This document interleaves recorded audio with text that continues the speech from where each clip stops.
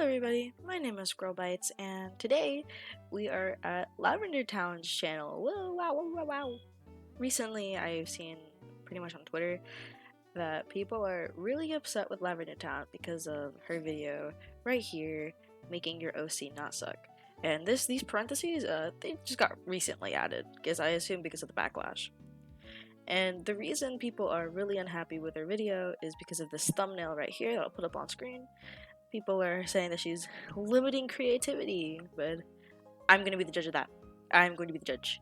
So yeah, a different type of video. I'm doing a reaction and response. If you like this type of videos, please let me know.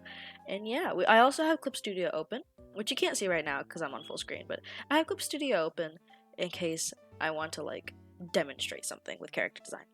So yeah, let's just get into it then. Hey everybody, it's Lavendertowne, and today I want to talk about some things that can make people care about your character or your OC. A lot of people love making OCs, but sometimes That's a lot better of a title. I feel like Lavendertowne should just made that the title instead of making your OC not suck. Though I would say that I feel like people are a little too upset over the title because, at least to me as a YouTuber, it's very clear that this is a type of title that somebody would put to get clicks, you know? It's just an attention grabber. But either way, I feel like what she just said would make a better title than making your OC not suck. the first thing I'd like to suggest is giving them more verbs. Now, what does that actually mean? So, whether you're writing your character into a book or whether you're like drawing them or just making an OC, a lot of the times people kind of focus on one aspect of their character. Like sometimes it's their job, like let's say that there's a knight or they work at an office or something. Sometimes people don't go much farther than that. So the key thing that you want to think about is making sure to give them more verbs, which basically just means like other things that they like to do. This can be really helpful when you don't really know how you want to draw them. You just feel like you want to draw them. If you know their hobbies and stuff, it can be a lot easier to like figure out their pose and the things you want to draw them with. What sort of accessories and things that they are attracted to can be sort of controlled by what they like to do. So giving them things that they like to do other than just their main thing, whatever their main job is, can really make them feel more fleshed out. I personally disagree with this. Just my personal opinion, I disagree with this. The main reason that this guy over here, I hope you can see my cursor, but the reason why the guy on the right here looks a lot better than the two guys on the left is because he's in a dynamic pose and he's showing more emotion. It has nothing to do with the fact that these guys are working this, this guy's working this job and this guy's holding a sword. And I can demonstrate that real quick. So keep in mind, I'm not really good at drawing these humanoid blob guys like Lavendertowne is. Though, I'd like to say that, yeah, I gave this guy clothing. Clearly, obviously, as we can see. But even with some clothing and some accessory, that I gave him with these glasses and the really bad clipboard that I just added because Lavendertowne added it, he's got personality. He looks like he is an uptight businessman, workaholic. He probably yells at his wife, you know what I'm saying? This guy, his entire character design is based off of the fact that he is a worker. But it works. It works in this case. And to show that it wasn't the clothing, I gave this fella no clothes. And just by the fact that, his expression, his dynamic pose, you could see that while his main thing is that he's holding a really badly drawn sword, having these things work. Whereas if you're like the example that Lavendertowne gave, of course these two guys don't look good. They're not in dynamic pose, whereas this guy who has a lot more stuff going on is. So of course this one looks better. Now I'm not saying that her advice is complete, bogus, because I do think that you should give your characters hobbies, things other than their main thing. Though if you have a character that is one thing and you don't really want to give them hobbies, you can still make it work without giving them hobbies, if I'm making any sense. Depending on how realistically you draw, it can also actually change things about them. So let's say that they're a painter, you might find little bits of paint like under their fingernails or on their hands or splattered on one part of their clothes, and that can add a lot to a character who otherwise might be sort of cliched or feel kind of blank. I think a good I agree with this. If you have a painted character, go ahead and do that. And if your character is a mechanic or works with a lot of cars, having them have some dust really adds to their character design. So I agree with this. The next thing you want to give your character to make them feel more fleshed out and more real is to give them a history. Now, this doesn't mean you have to find like lineages of their family that go back, a million generations, but you should always remember that before your character was the age that they are now, they were a teenager and a child and a baby. And then when I redrew the 21-year-old with all of these factors in mind, she has straight teeth because of her braces. She has a slightly more exaggerated wing on her eye because she used to be an emo kid, and she's wearing dinosaur earrings because her interest in dinosaurs when she was 12.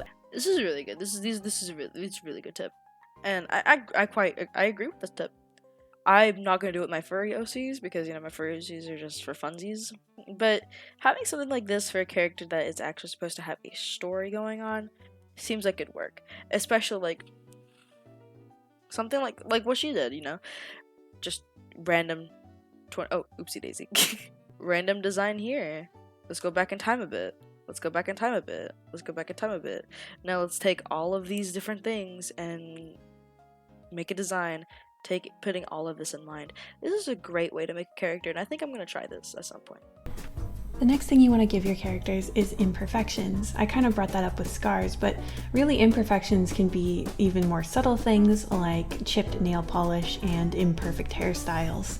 Now, if you're creating a character who by their very nature is extremely meticulous, or perhaps they've been to like boot camp or some other like kind of like private school, things that sort of force you to be as perfect as you can be, even in those cases, you should still probably draw imperfections on your characters just because everybody is human and there's wind and... I agree with this. Little bits of imperfections really go a long way. Of course, Lavendertowne's talking more about human characters, but this can also go with animal characters. For example, if it were like a cat, while scars are an option, they don't have to be. Of course, they kind of chipped teeth, maybe a hole in their tooth. They could have bits of torn up ear, maybe a little, spots on their nose, paw pads, scruffy fur, matted fur.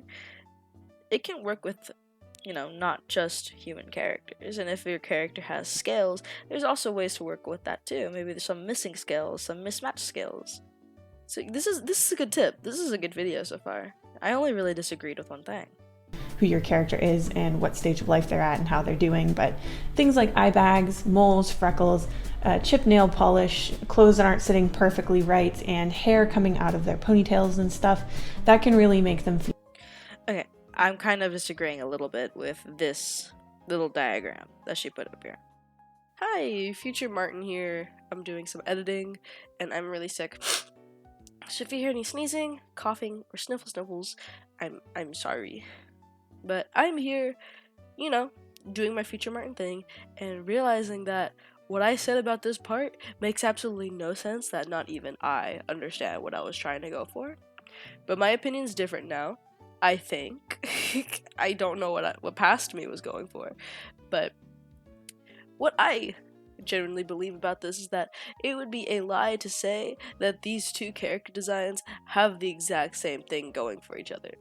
Whereas one of them is very clean and tidy. She looks like she's a nice girl, student body president probably.